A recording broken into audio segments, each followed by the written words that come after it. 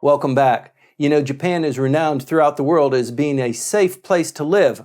If you live here any amount of time, you know that it's clean, it's safe, the food is great, and no matter wherever you travel in Japan, you are protected. I mean, there's a police force here, the police presence, but you really don't run into any kind of organized crime of any nature, although there are Yakuza organizations. They're under a lot of pressure these days.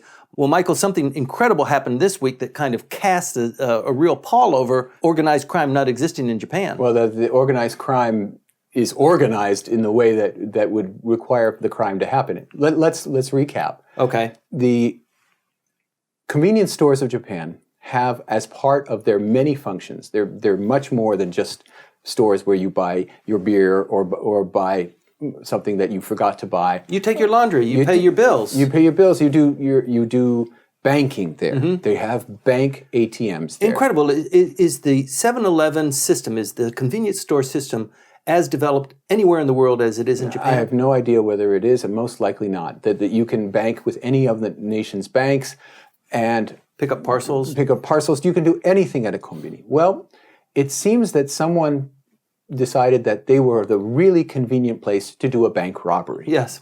In this case, not just one, but 1,400 bank robberies.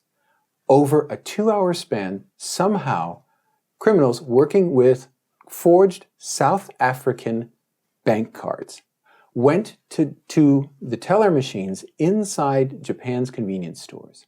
1,400 locations, and over a 2-hour span, were able to withdraw the maximum amount. There's a set amount on weekends. This was a weekend crime.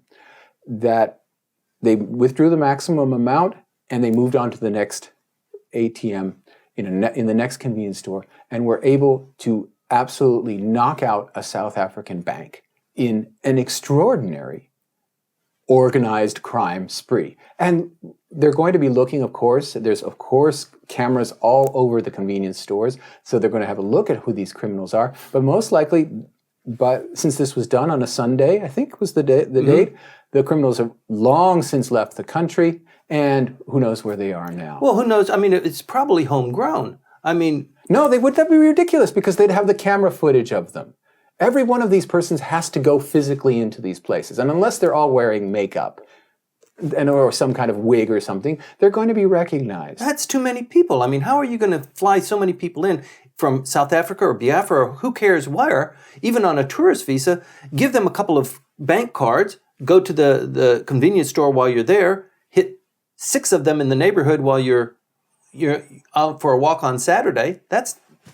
Well, it can't be 6. I mean, you have to think. Let's say they had 100 criminals. Okay. Which is nationwide, that they've got this network of 100 individuals. They still have to hit, on average, 14 each. Right.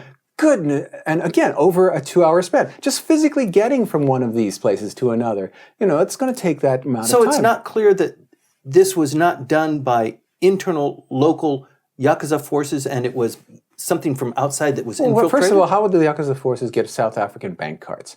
Okay, there's a technology issue that you can have much more secure cards.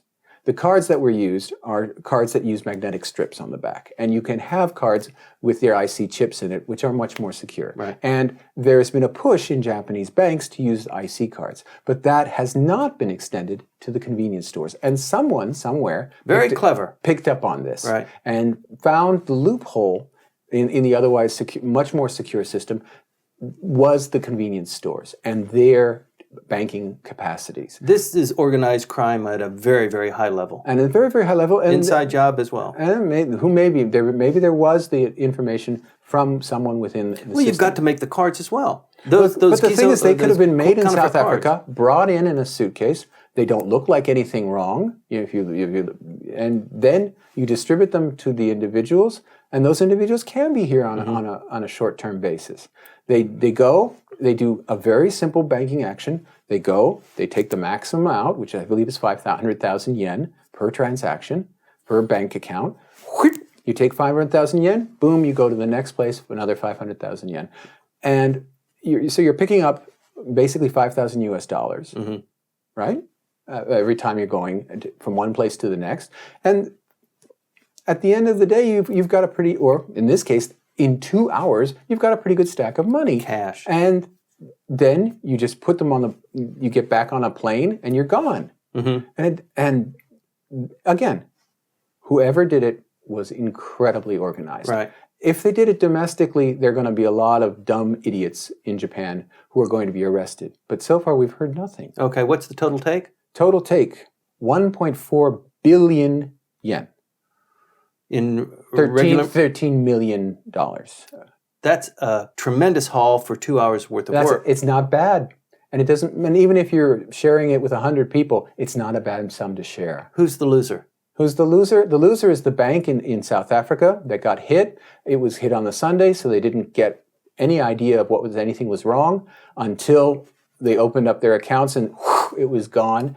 How is a South African bank implicated for a cash transaction at a convenience store in Japan? Because they have international contact through the SWIFT system, probably of some kind, that they are able to, that these cards, which are forgeable, can be used to make withdrawals from the bank on the other side of the world. Okay. And of course, the Olympics plays into that. We're going to have all kinds of transactions internationally. And unless the entire financial system of Japan is fortified, we're going to be asking for a very, very large number of similar crimes in the future. A real shakeup of Japan's convenience store system, and maybe a little bit of a hindrance when you come to Japan with your credit card. Please stay tuned. We'll report on this next week.